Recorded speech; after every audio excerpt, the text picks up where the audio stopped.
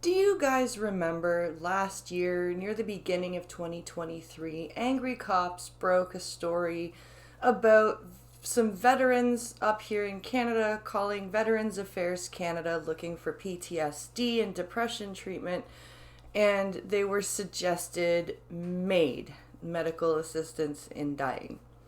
Now, the way that this story broke and the way that a lot of people, especially, I hate to point it out, but especially in the far right, where like the right wing extremist circles, the way it was portrayed, it was every single Veterans Affairs employee that you speak to as a veteran is suggesting that you self delete. Now, yesterday during my live stream, I did some research into MAID and the whole thing with Veterans Affairs Canada, and as of March 2023, there was a story broken in the news, and I'll post the article in the description below here, where it was discovered that it was one employee at Veterans Affairs. The employee no longer works there, and they interacted with under 20 people. The number is between 4 and 20.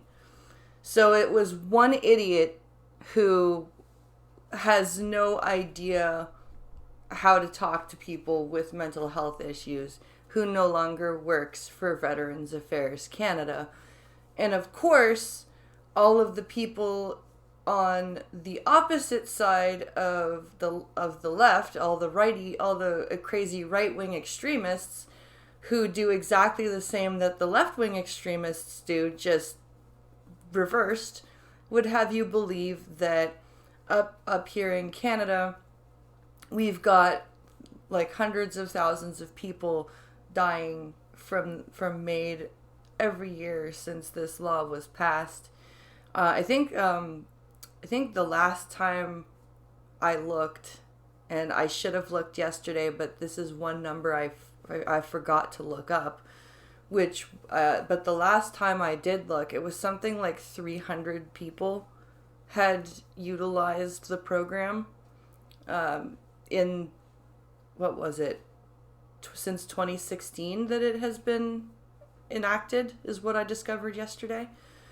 So the fact that we have so many people, and especially if you again look at our American friends, and the super right wing ideologues in those circles, they would have you believe, here we go with the death panel argument again, and the suicide panels, and how we have, lines of people just waiting to die, and none of this is true. There are several criteria that you have to meet for this process.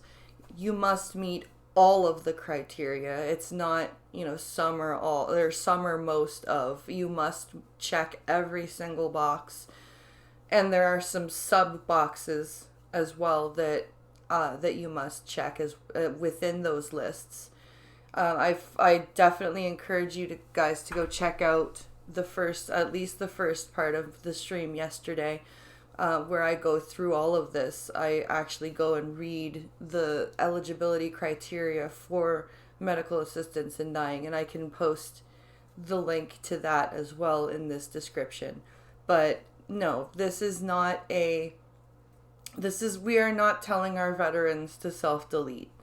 This was one idiot that thankfully does not work at Veterans Affairs anymore. And since this has happened, there has been more training for dealing with mental health issues, which is good because veterans require mental health assistance quite more often than not. So we need to have that training. But I would beg everybody to just stop with this fear mongering on both sides. This is why I am a dirty centrist, because both sides are wrong.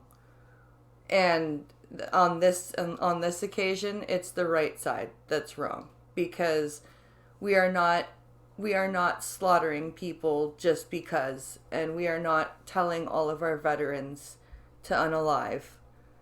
So everybody calm down. And I'm doing this video because I've literally seen no updates to this from the people who broke the story. So I'm updating. I'm setting the record straight. So let me know what you guys think in the comments. Like, share, subscribe, and I'll see you in the next video. Thanks for watching.